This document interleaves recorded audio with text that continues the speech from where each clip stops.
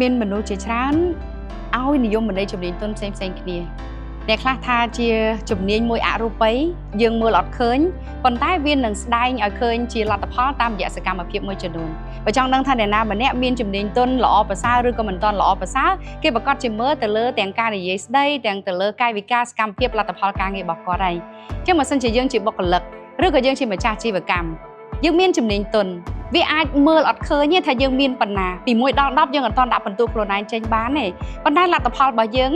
អាចនឹងវាស់ខ្លួនឯងបានបងប្អូនបើសិនជាចង់ដឹងថាខ្លួនឯងមានជំនាញទន់កម្រិតណាហើយចង់បង្វឹកចង់អភិវឌ្ឍខ្លួនឯងបន្ថែមទៀតវគ្គបណ្ដុះបណ្ដាលជំនាញទន់នៅក្នុងគម្រោងបានជំនាញកម្មវិធីបានជំនាញនៃមូលនិធិអភិវឌ្ឍជំនាញហើយដែលរដ្ឋាភិបាលក៏ជាស្ថាប័នមួយ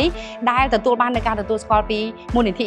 អភិវឌ្ឍជំនាញដែរនោះបងប្អូនអាចចាប់យកឱកាសហ្នឹងទទួលបានកញ្ចប់ថវិកា60,000 រៀលនៅក្នុងការរៀនវគ្គបណ្ដុះបណ្ដាលហើយនៅរដ្ឋាភិបាលបងប្អូនរៀនបានរហូតដល់2វគ្គមួយក្នុងចំណោមហ្នឹងគឺជំនាញទន់